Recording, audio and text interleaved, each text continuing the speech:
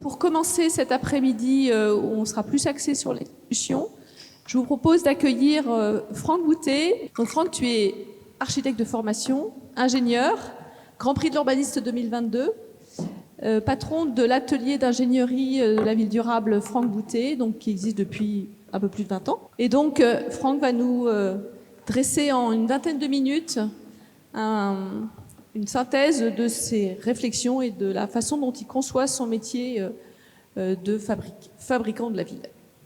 Ici, il y a pas mal de gens qui sont convaincus que les questions d'urbanisme, que le rapprochement de la notion de l'urbanisme et de la santé fait sens, ce qui n'est pas obligatoirement un sens si partagé que ça quand on sort de la salle. Et pourtant, la question du rapprochement entre urbanisme et santé existe historiquement. Vous savez, vous connaissez tous, même dans une période relativement récente, les enjeux d'hygiénisme, où l'idée assez belle de l'organisation rationaliste des hôpitaux, qui était que, en fait, une forme peut aider à guérir. C'est assez incroyable. La forme d'un hôpital peut aider à guérir. La forme, évidemment, d'un sanatorium peut aider à guérir. Donc il y avait déjà des recherches sur, finalement, forme, santé et même impact de la forme sur la santé, à la fois dans des impacts négatifs, mais aussi cette croyance qu'en effet la forme pouvait guérir, donc même un impact positif, pas juste corriger finalement des mauvaises formes et leur impact négatif sur la santé, mais même finalement favoriser la santé. Ça c'est les hôpitaux, ça existe beaucoup aussi dans les théories hygiénistes du début du XXe siècle. Le mouvement moderne se base quand même sur la forme, le dessin, la pensée de la forme urbaine, sur une idée hygiéniste primaire qui est il faut que tout le monde puisse bénéficier d'un accès à la lumière, d'un accès au soleil, d'un accès à la voûte céleste, et donc il faut dessiner la ville pour que ça soit possible de le faire. Là, on est début du XXe. Les enjeux environnementaux arrivent dans le monde de la construction et de l'aménagement, d'abord de la construction d'ailleurs, il y a en gros une vingtaine d'années. Ça démarre tout début des années 2000, ou juste quelques années avant, on va dire tout début des années 2000 pour simplifier un peu le raisonnement. Donc ça fait à peu près 20-25 ans que les questions environnementales sont arrivées dans le monde de la construction et de l'urbanisme. Ça arrive avec... il y a un peu un moment un peu pionnier dans tout ça. C'est la fameuse association HQE qui commence à mettre des gens autour de la table pour réfléchir à c'est quoi finalement les questions comment on va essayer de formaliser les enjeux environnementaux dans la construction. Et il y a une spécificité qui est assez française, qui est la proposition faite par Gilles Olive à l'époque d'intégrer finalement la santé dans les enjeux environnementaux, parce que le référentiel HQE, pour ceux qui le connaissent, le premier référentiel ancien, basé sur les 14 cibles, il y a 7 premières cibles qui sont très environnementales, autour de l'éco-construction et de l'éco-gestion, comment construire mieux en intelligence avec son environnement, comment construire mieux pour éviter le prélèvement des ressources, pour minimiser la consommation de ressources dans la vie future du bâtiment, et spécificité française par rapport à d'autres recherches de référentialisation de la question environnementale. Gilles Olive dit, mais les bâtiments, on ne peut pas faire juste de l'optimisation environnementale sur l'optimisation des ressources. Des bâtiments ont un usage et il faut anticiper les conditions de confort et de santé dans les bâtiments. Donc les 14 cibles, il y en a 7 qui sont très environnementales, plutôt quantitatives, mesurables, etc. Et 7 autres autour du confort et de la santé. Donc ça veut dire que finalement, la question de la santé, elle est inscrite même dans les approches référentielles des opérations de construction et des opérations d'aménagement. Et pourtant, en fait, pendant 20 ans, on fait quoi ? On s'occupe essentiellement d'énergie. La santé disparaît totalement des radars, même le confort d'ailleurs. On fait en permanence de l'optimisation énergétique, voire de la suroptimisation énergétique, en ne s'intéressant qu'aux bâtiments. On ne s'intéresse absolument pas aux espaces vides, aux espaces ouverts en ville, aux espaces publics. On ne fait que de l'optimisation énergétique sur les bâtiments. Sachant que d'ailleurs, ça peut même, cette approche très monocentrée et très jusqu'au boutiste de l'hyper-optimisation énergétique des bâtiments peut même avoir des conséquences d'ailleurs néfastes sur la santé. Tout le monde l'oublie complètement. On fait des bâtiments hyper épais, hyper compacts, hyper solarisés, de manière à réduire drastiquement la consommation d'énergie. En fait, on fait des bâtiments potentiellement invivables dans les années à venir. Et ça, on le fait pendant de 2000, on va dire, jusqu'à 2017. Pendant trois quarts de l'atterrissage de cette question environnementale dans le monde de la construction, finalement, on développe des approches hyper rationalistes, hyper quantitatives, qui sont, à mon avis, plutôt, qui peuvent conduire donc même à des pathologies. La question du carbone arrive un peu plus récemment, il y a 7 ans à peu près, elle devient pratique courante il y a 5 ans.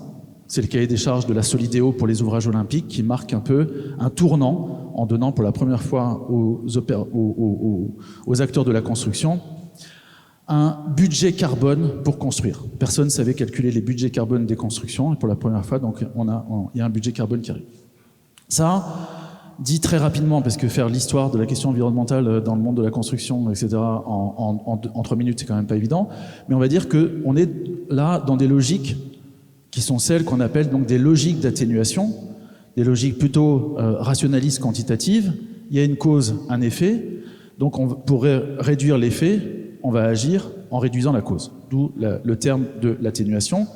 Donc si je consomme de l'énergie, que c'est de l'énergie fossile, que la combustion de cette énergie fossile émet des gaz à effet de serre, que ces gaz à effet de serre ont un impact sur le climat et des impacts négatifs sur le climat, alors en réduisant la consommation d'énergie, je vais pouvoir maîtriser les impacts sur le climat. C'est évidemment pas faux, c'est un peu toutes les logiques là que je montre ici. C'est en fait des forces contraires qu'on vient appliquer sur ces logiques causales, cause-effet. J'agis sur la cause, j'atténue, donc j'impose une force contraire. La réduction de la consommation d'énergie, la réduction de l'empreinte carbone des constructions, ce sont des logiques d'atténuation.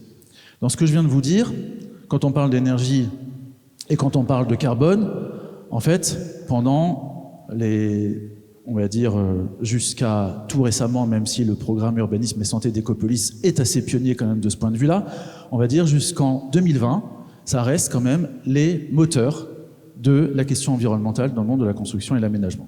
Énergie, carbone. Et en fait, où se situe l'énergie et le carbone? Dans les bâtiments. Il y a très peu d'énergie dans l'espace public, dans les espaces ouverts. Il y a très peu de carbone dans les espaces publics, enfin dans les espaces ouverts. Donc ça veut dire qu'on s'intéresse beaucoup, voire exclusivement, au bâti.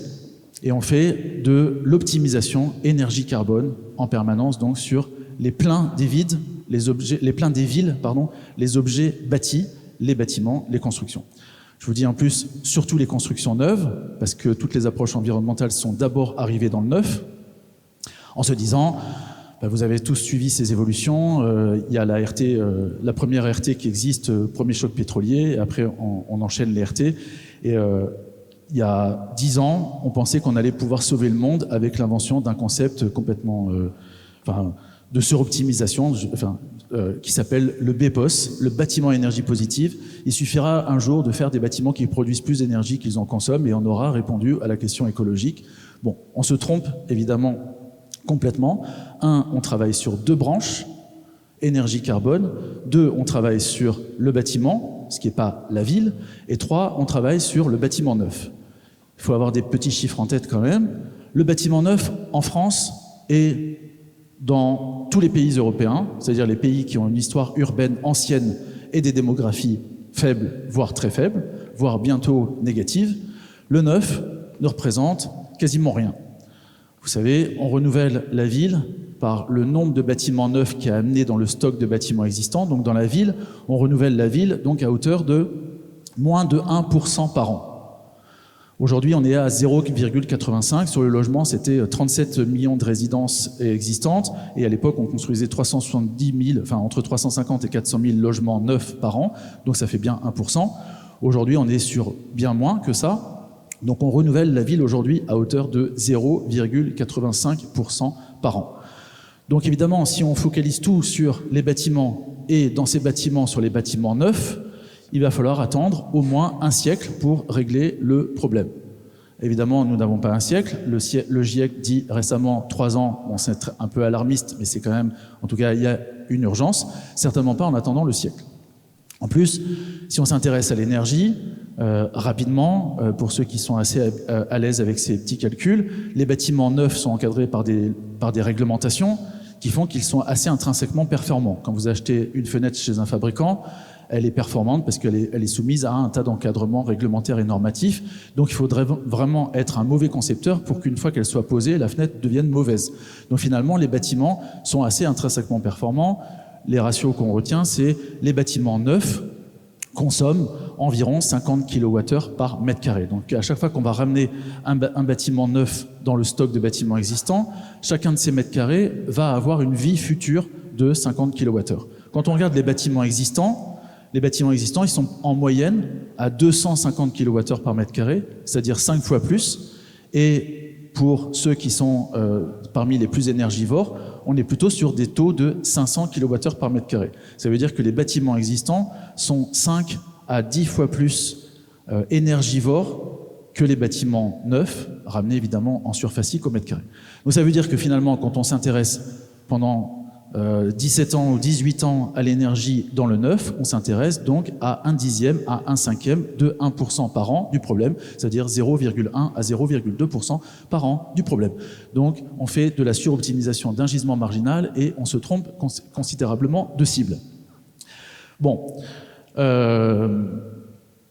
arrive un peu plus récemment toutes les problématiques de nature en ville. Tiens, ça commence à shifter un peu. Et moi, j'aime bien dater, je pense que ça a pu être dit aussi ce matin, en fait, des crises. Et à mon sens, d'abord de la première crise majeure que le monde entier subit. Donc 2020, la crise sanitaire. 2022, enfin l'été 2022 était, moi j'aime bien dire finalement, l'été 2022, c'est un peu, enfin avoir vécu l'été 2022, c'est s'être pris un rapport du GIEC en pleine figure.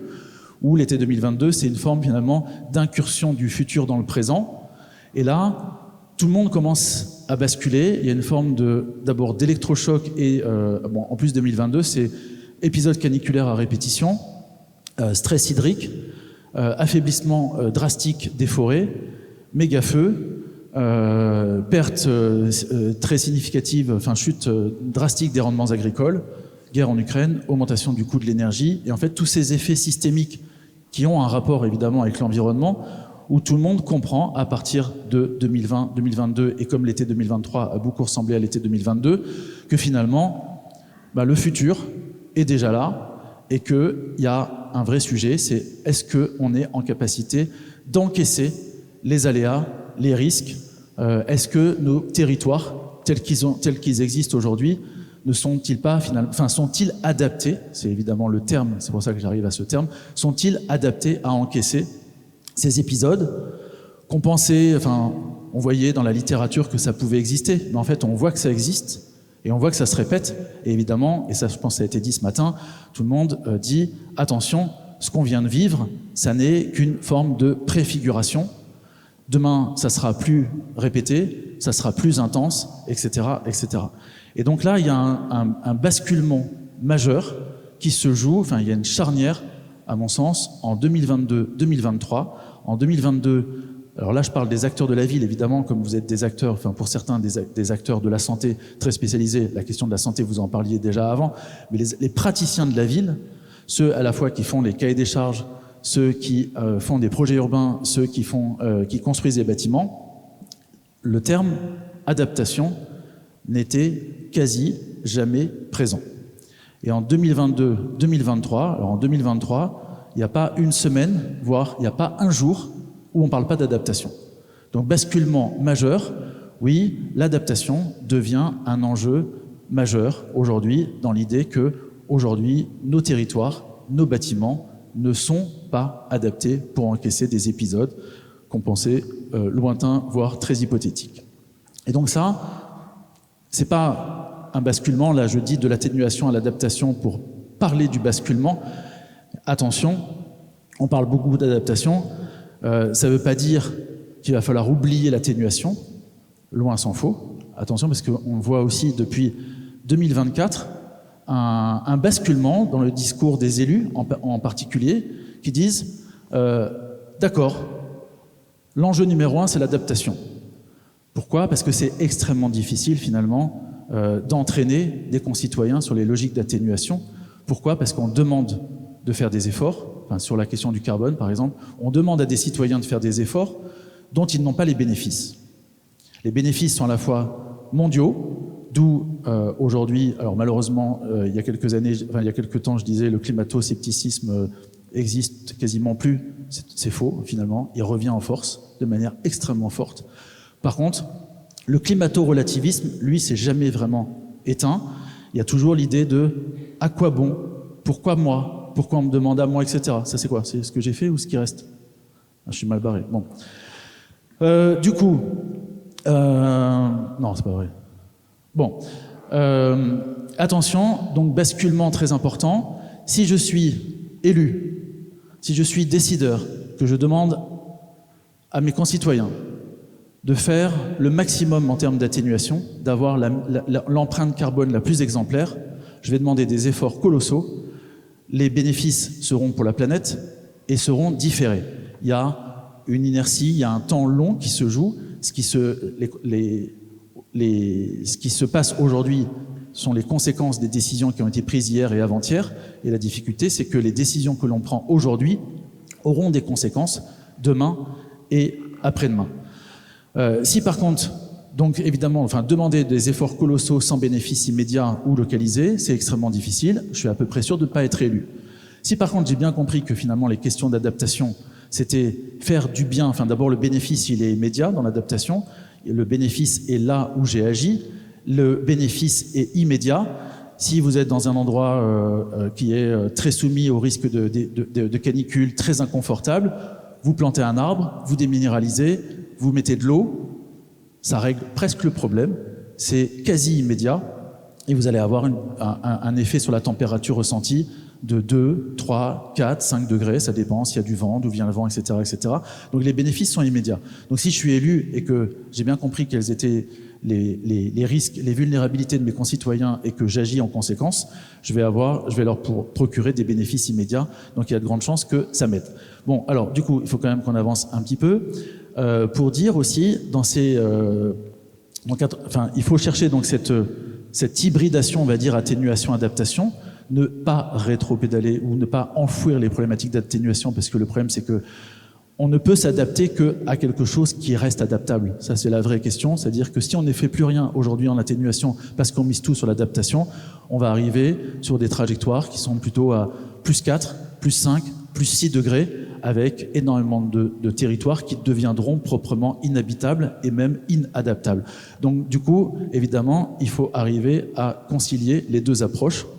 Et moi, j'aime bien aujourd'hui, vis-à-vis des élus, leur dire qu'il faut arriver à trouver des logiques qui sont à la fois adaptatives et atténuatives, donc atténuo-adaptatives ou adapto-atténuatives, on peut le dire comme on veut, et peut-être plus facilement d'ailleurs parler pour engager les citoyens d'abord sur les sujets d'adaptation, mais en sachant que les actions que l'on met en œuvre, elles sont aussi en train de faire de l'atténuation, et c'est peut-être pas le premier discours qu'il faut tenir auprès des citoyens.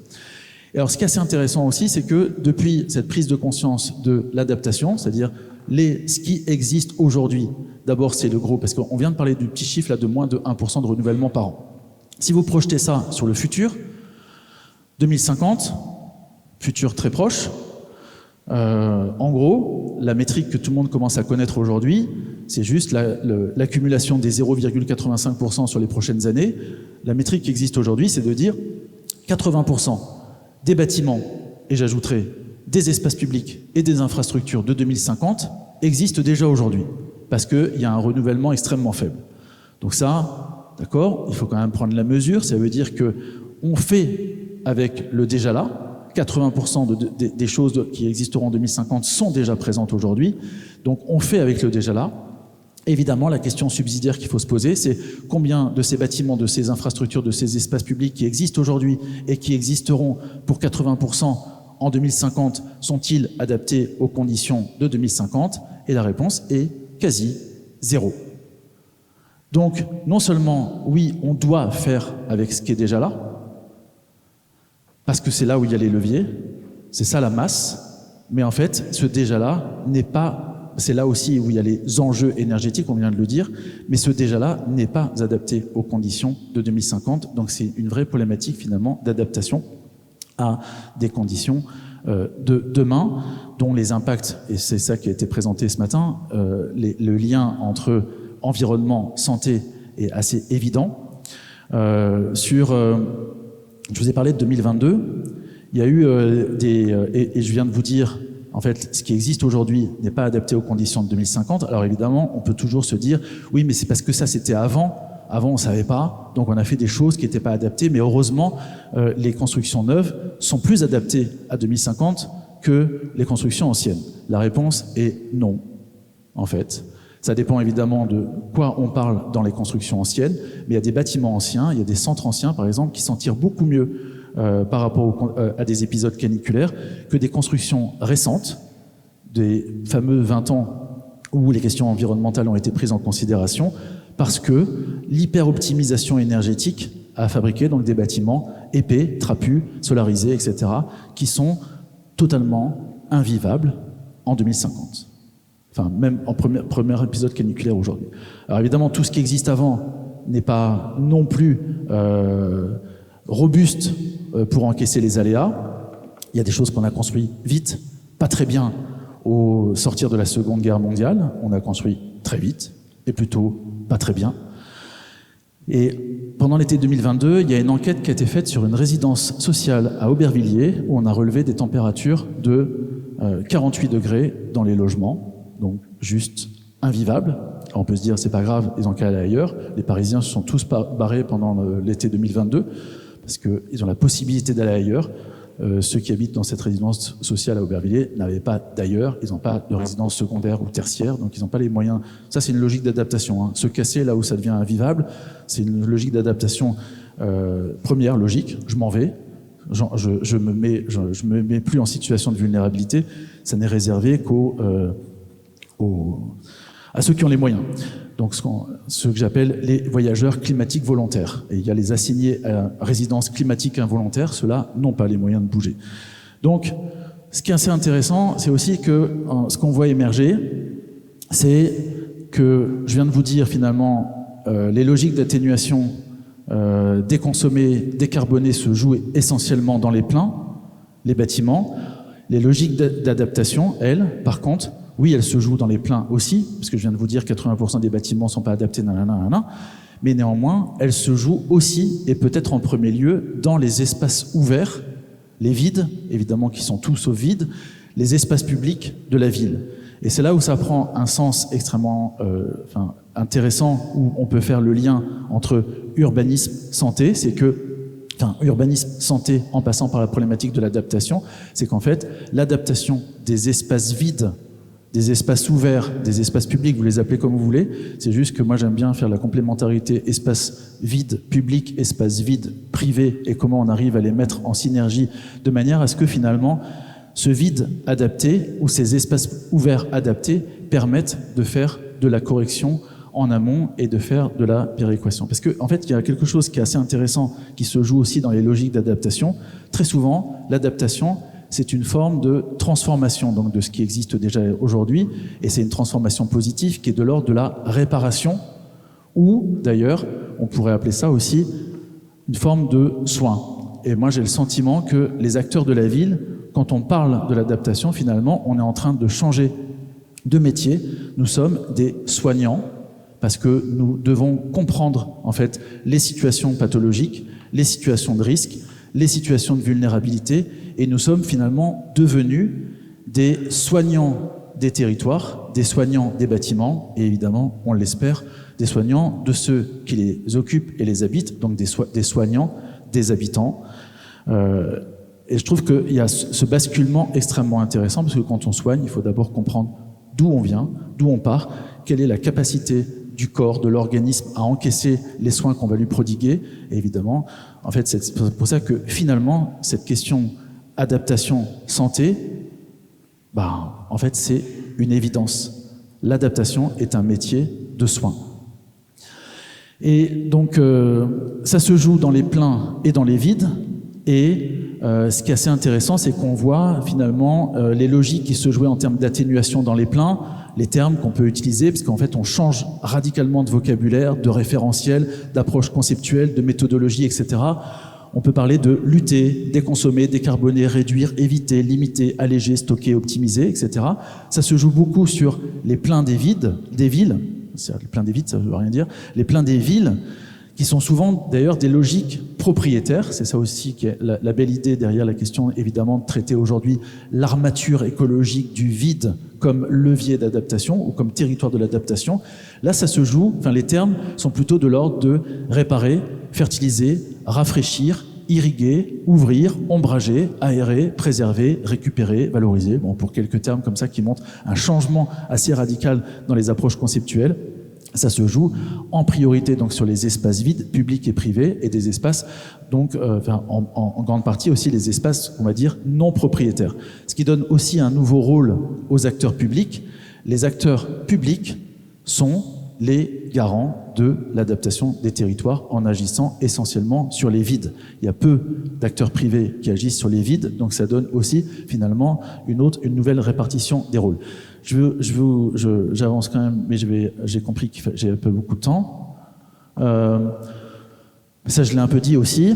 Il y a quelque chose d'assez essentiel qui se joue dans cette histoire, qui est que nous ne sommes pas tous égaux devant le climat. Je viens d'en parler avec mes voyageurs climatiques volontaires et mes assignés à résidence climatique involontaire. Donc nous ne sommes pas tous égaux devant le climat et nous le serons encore moins demain. Ça veut dire aussi que derrière cette question de la réparation des territoires, en fait, il y a un vrai enjeu social et sociétal, on va dire, d'équité. On n'arrivera pas à agir sur tous les bâtiments simultanément, même si, évidemment, comme je viens de vous dire d'ailleurs, dans les résidences construites après-guerre, des températures de 48 degrés pour des gens qui n'ont pas ailleurs que le logement qu'on leur a permis d'habiter, loué. Ça veut dire qu'il y a évidemment, d'abord, il faut concentrer les moyens d'abord sur ces territoires, avec des logiques qui se jouent très inverses. On en parle en termes de géopolitique du climat, mais ça se joue à des échelles extrêmement micro.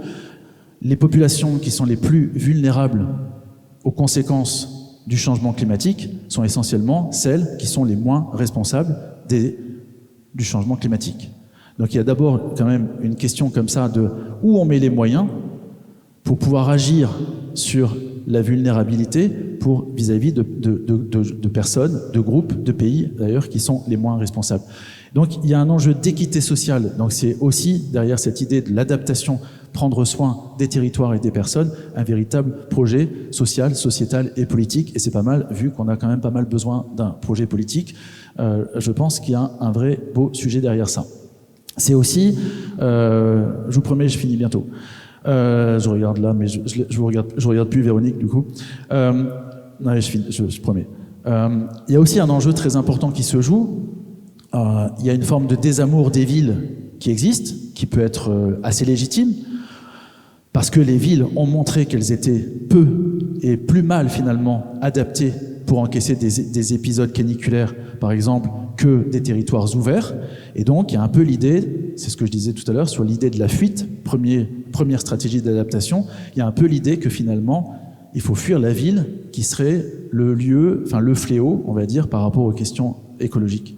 Attention, il y a quelque chose d'assez faux derrière et dangereux.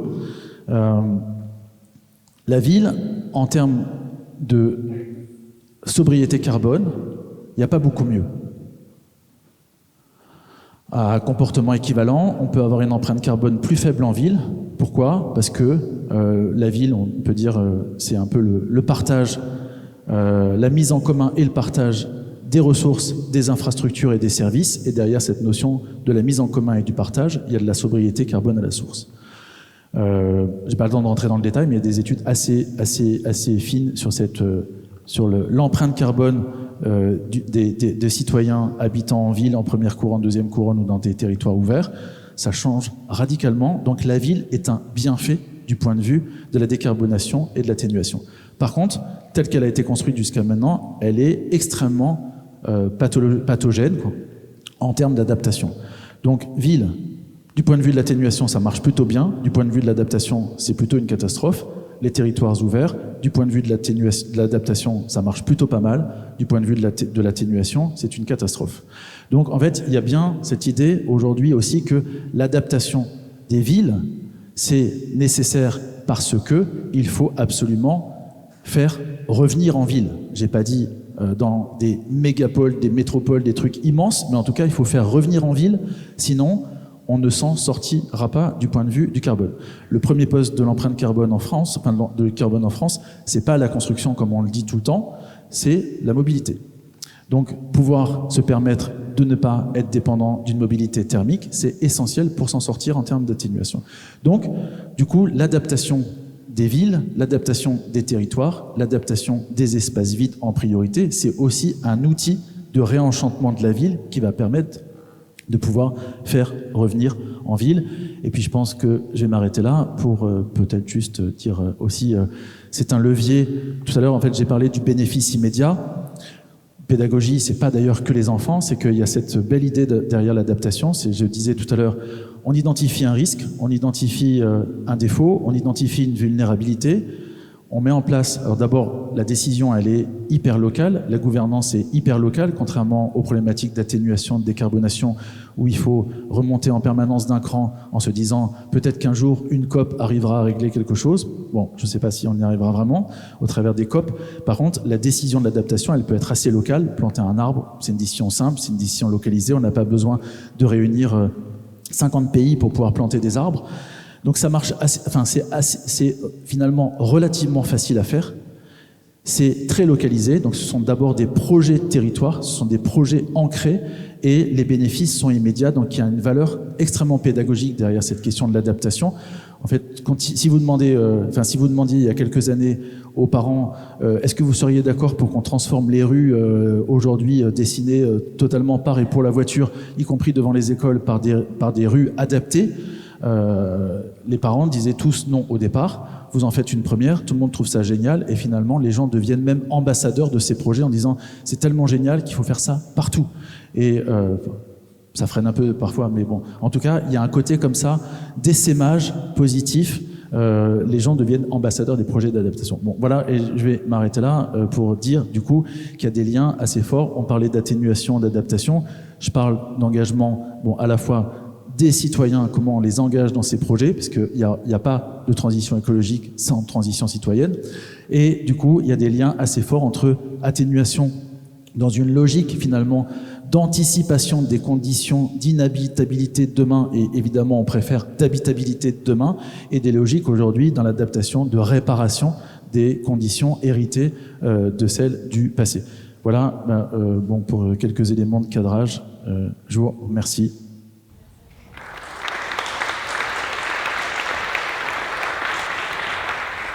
Merci pour avoir partagé sa vision. On a compris qu'il fallait réenchanter les vides de la ville. Alors s'il y a des questions dans la salle. Oui, j'ai bien aimé votre analyse. Donc pour diminuer les gaz à effet de serre, soigner déjà les bâtiments qui sont là. Hein. Par contre, je trouve que c'est pas tout à fait la stratégie d'autres acteurs. Ou par exemple en Île-de-France, on demande plutôt de construire, encore construire. Et pas trop s'occuper des bureaux vides ou même des logements vacants. Vous n'en avez pas parlé. Quelle est votre optique par rapport à ces bureaux vides, des milliers de mètres carrés de bureaux vides qui seraient faciles à adapter à des logements et les logements vacants? Merci. J'en ai pas parlé parce que c'était pas mon sujet-là en effet, mais je suis tout à fait d'accord avec vous. On est quand même un peu dans des périodes d'injonction contradictoire permanente, c'est-à-dire que d'un côté, sur cette logique, il y a à la fois, tout à l'heure j'ai parlé de très faible démographie. Donc évidemment, par exemple, la question de quel est le réel besoin de nouveaux logements, ça ne veut pas dire de logements neufs, hein, de nouveaux logements à mettre sur le marché chaque année pour répondre aux besoins dans des perspectives de démographie extrêmement faibles. L'INSEE, par exemple, prévoit le pic démographique en France en 2044, et après, normalement, la population française doit baisser. Sur cette idée de combien faut-il réellement de nouveaux logements, alors on peut répondre de manière un peu macro, mais même sur l'approche macro, c'est-à-dire territoire, France même au sens large, pas simplement métropolitaine, personne n'est capable de dire aujourd'hui combien il faut mettre de nouveaux logements sur le marché. Après, évidemment, quand on dit nouveau, ça ne veut pas dire des logements neufs, ça veut dire aussi quel est le potentiel de réutilisation, soit de bâtiments qui avaient un autre usage pour les amener à l'usage de logement, c'est ce que vous venez de dire sur les bureaux, soit même d'ailleurs de potentiel de mobilisation du nombre des logements vacants. En France, il y a sur l'ensemble du territoire, là, cette fois-ci métropolitain, il y a 3,5 millions de logements vacants déjà. Parce qu'on peut penser à la reconversion bureau-logement, tout n'est pas si facilement reconvertible. Parfois, il faut extrêmement recarboner pour pouvoir transformer radicalement un bien bureau-logement. Par contre, il y a quand même 3,5 millions de logements vacants. On peut aussi parler d'ailleurs des 4,5 millions de logements d'usage occasionnel, donc c'est-à-dire très sous-occupés, qui en termes de carbone est une catastrophe, parce qu'évidemment, plus vous utilisez un bien, moins il est carboné, en termes à usage, à service rendu équivalent, ce qui est un indicateur qui n'existe pas du tout. Donc si vous construisez un truc très peu carboné, relativement décarboné, mais qui est utilisé 1 heure par jour, ou si vous mettez un peu plus de carbone, mais c'est utilisé 24 heures par jour, finalement, l'empreinte carbone à service rendu équivalent, elle est beaucoup plus faible dans le deuxième cas. Donc déjà, on se trompe pas mal de métriques, mais en tout cas, personne n'est capable de répondre aujourd'hui à cette question relativement simple, surtout qu'on a un appareil statistique au niveau national qui est quand même assez puissant. Et alors, pour répondre de manière territorialisée, parce qu'évidemment la question elle est à territorialiser, le chiffre macro sur l'ensemble du territoire national, on s'en fiche un peu, mais répondre de manière territorialisée et en plus prospective, donc en anticipant des phénomènes de démographie, de l'attractivité relative des différentes zones du territoire, etc., finalement personne ne répond. Donc d'un côté, il y a faible démographie, enjeu de décarbonation, plus le nouvel enjeu préservation, valorisation des terres fertiles au travers de la loi ZAN. Tout ça, en fait, ça conduit à construire le moins possible, réutiliser ce qui est déjà là. Donc d'un côté, il y a les tenants, on va dire, de la ville stationnaire qui disent il faut plus rien construire, sinon on est mort. Et puis de l'autre côté, il y a les constructivistes farouches, qui sont beaucoup aussi des gens qui ont des intérêts économiques à faire ça, qui disent il faut construire 500 000 logements par an, sinon on est mort. Bon, dans tous les cas, vous avez remarqué qu'on était mort. Donc, en fait, peut-être que c'est 200 000, peut-être que c'est 250 000, peut-être que c'est surtout dans certaines villes ou certaines parties du territoire, etc. Donc, je ne peux que être d'accord avec vous que pour l'instant, malheureusement, il n'y a pas de discours très mesuré et très objectivé scientifiquement sur l'évaluation de ce besoin réel. Et donc, oui, il y en a encore beaucoup qui disent il faut construire. Et d'ailleurs, vous avez peut-être remarqué aussi que les mêmes personnes qui disent qu'il faut construire, donc de façon très, très volontariste et très farouche, disent aussi et il faut arrêter de nous emmerder avec les enjeux écologiques. Ça, c'est une publication d'il y a une semaine dans le Moniteur où plusieurs organismes se sont réunis pour dire sur les territoires des aménageurs, les aménageurs, en fait, sont les responsables de la crise du logement en nous empêchant de construire avec leurs exigences environnementales trop fortes. Je ne sais pas si vous avez vu ça, c'est assez effrayant. Donc non seulement, oui, il faut construire, mais en plus en dérégulant et de manière à, finalement, libérer de la contrainte environnementale pour construire plus vite, mieux, soi-disant mieux, pas mieux évidemment, plus vite, en préservant les marges, essentiellement. Donc je ne peux que être d'accord avec vous. Oui, c'est compliqué. C'est ce qui est devenu, en fait, une absolue nécessité, faire avec l'existant, que ce soit des sols déjà anthropisés sur lesquels on s'installe, les friches, la reconversion des friches, des bâtiments déjà construits, parce que le carbone, c'est, on considère que ça s'amortit, bon, l'hypothèse qui est retenue, qui est discutable, on considère que ça s'amortit au bout de 50 ans. Donc si on réutilise un bâtiment existant qui a plus de 50 ans, on peut considérer que sa charge carbone initiale est nulle, puisqu'on considère qu'elle est amortie. Donc ça paraît une évidence aujourd'hui de faire avec les sols déjà anthropisés, les bâtiments existants, que ce soit des bâtiments de logement à réouvrir en logement, mais parce qu'ils étaient vacants ou peu occupés, que ce soit des conversions de bureaux en logement, etc. C'est plus compliqué. Tout le modèle de la production de logements massive n'est pas du tout configuré pour faire ça. Donc pour l'instant, c'est des discours un peu alarmistes en disant si vous nous mettez tout ça, c'est fini, c'est la crise du logement, on s'en sortira pas, etc., etc. Bon, il faut juste changer de modèle ou changer d'acteur. Je pense qu'il faut changer d'acteur, en fait. Merci Franck. Donc, ce petit coup de gueule que nous partageons.